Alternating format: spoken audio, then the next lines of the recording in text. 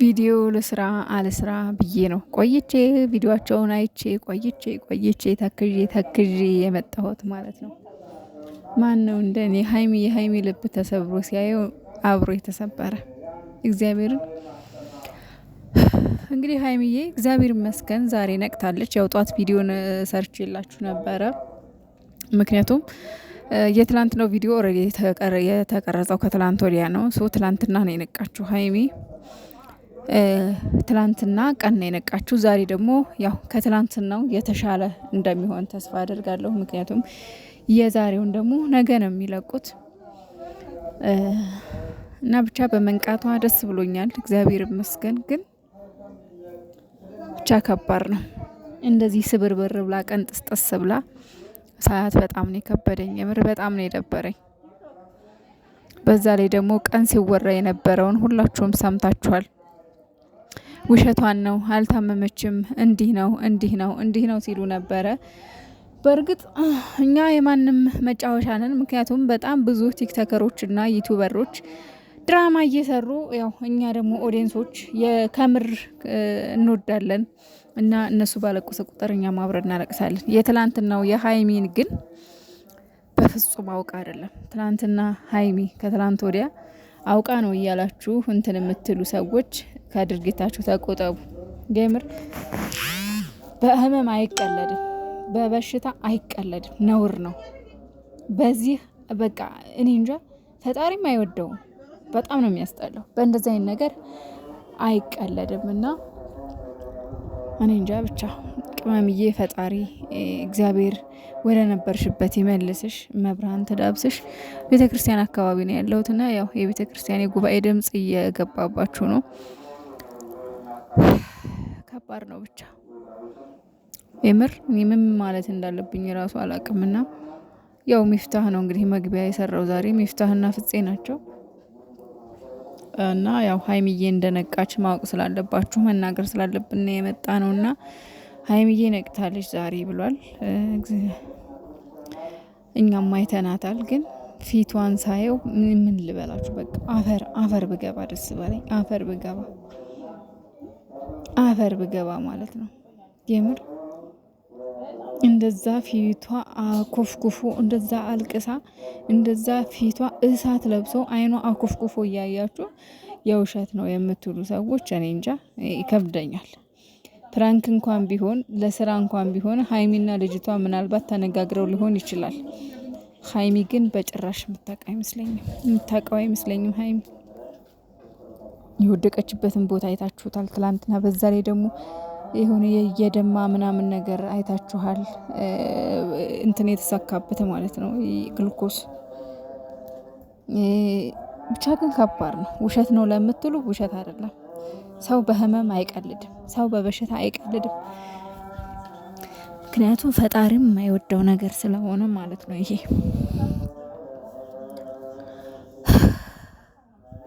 እንግዲህ ዛሬ ብሩኬ ያው ልጅቷ የለችም ዛሬ፣ ደስ ብሎኛል። እቺ የተረገመች የለችም ዛሬ። ቡቡዬ ገብቶ እንግዲህ በስተመጨረሻም ያው ሚፍታህና ፍፄ ወጥተዋል ወደ ውጪ እና ደህና ነሽ ወይ እንዴት ነሽ ደህና ነሽ አይደል ሲላት፣ ምን ዋጋ አለው ምን ትርጉም አለው ደህና ሆንክ አልሆንኩ፣ አንተ ከዚህ በኋላ የልጅ አባት ነህ፣ የኔ መሆን አትችልም፣ እናንተ አብረን መቀጠል አንችልም ብላለች ሀይሚዬ። እሱ ደግሞ እንግዲህ ልጁ የኔ አይደለም፣ እኔ ምንም ያደረኩት ነገር የለም፣ ያን ጊዜ መገናኘቴን ነው እንጂ የደበቅኩሽ፣ ከአንቺ ጋር መጣላትም መጨቃጨቅም ንዝንዝ ውስጥም መግባት ስለማልፈልግ ከአንቺ ጋር መጣላት ስለሚያስጠላኝ ነው ልጁንም የደበቅኩሽ፣ ማን ነው መገናኘቴንም የደበቅኩሽ እንጂ በጭራሽ ልጁ የኔ አይደለም። እኔን አታምኘኝም ወይ እኔን መኘኝ እያለ ነበረ። ያው አንዳንድ ጊዜ ብሩኬ እኔ በበኩሌ በራሴ እንደ ቃል ኪዳን ብሩኬ ይህንን ያደርጋል ብዬ በጭራሽ አላስብም። አያደርገውም በጭራሽ ማለት ነው።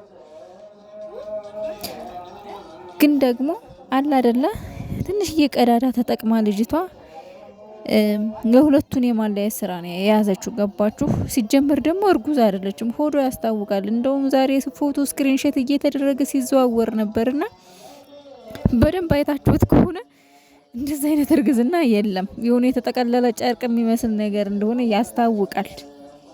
እና እርግዝናዋ በጭራሽ የእውነት አይደለም፣ በጭራሽ ማለት ነው። እና እሱ እመኝኝ ልጁ የኔ አይደለም ብሏል። እኔ እንደኔ እንዳልኳቸው አያደርግም፣ ብሩኬ አያደርግም፣ የምር አያደርግም። እንጃ አናቀውም ማለት አይቻልም። ብሩኬን እንግዲህ እኔ የማውቀው ብሩኬን እኔ አላቅም። ኧረ በእንደዚህ ለመጠርጠር ራሱ ይከብደኛል፣ እውነት ለመናገር ለመጠርጠር ይከብደኛል። ይሄንን ማለት ነው እንኳን አይደለም አድርገዋል ብሎ ለማመን ይቀርና ለመጠርጠር ራሱ ይከብደኛል።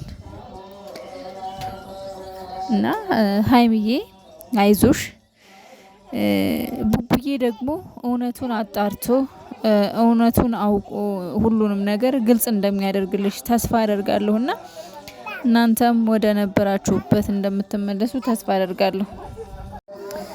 እና መዝሙር ምናምን ስላለ በስማ መዝሙሩ ሳበኝ ከዚህ ይልቅና ፈጣሪ ብቻ አላቅም ይዳብስሽ ሀይሚዬ። የምርኒ በጣም የሚከብድ አንቺን በዚህ ሁኔታ ማየት በጣም ከባድ፣ በጣም የምር እና ይቺ ቀን አልፋ እንደምናያት ተስፋ አደርጋለሁ። ይሄ ቀን ደግሞ ያልፋል። የማያልፍ ቀን የለም በዚህ ምድር ላይ፣ ሁሉም ያልፋል። ካሁን በፊትም ብዙ መከራዎችን ብዙ ችግሮችን አልፈናል። ሀይሚና ብሩኬ በቃ ተለያዩ በቃ ብለን ከቆረጥን በኋላ ነገሮች በእግዚአብሔር ፍቃድና ጥበብ ወደ ነበሩበት ተመልሰው አይተናል። ስለዚህ ይሄም ጊዜ ደግሞ ያልፋል ብዬ ተስፋ አደርጋለሁ። ያልፋል። ሁላችሁም በትዕግስትና በጸሎት እንጠብቃቸው። እኔ እንጃ ቅመምዬ እንግዲህ ልቧ እንደተሰበረ ነው የተሰማኝ። ፈጣሪ ያገናኘውን ማንም ሊለየው አይችልም። እግዚአብሔር ያገናኘውን ማንም ሊለየው አይችልም። እነሱን ያገናኛቸው ፈጣሪ ነው፣ አምላክ ነው። ስለዚህ ምንም አይፈጠርም። ውሸት ነው እያላችሁ ለምታሾፉ ግን ተው፣ አይባልም፣ አይደረግም። ሲጀመር በህመም አይቀለድ፣ በሚቀለድበት ቀልዱ እንጂ እንዴት ነው ይህን ያህል አመማት ብላችሁ ማለት ሆስፒታል ውስጥ እያያችኋት እየደማች እያያችኋት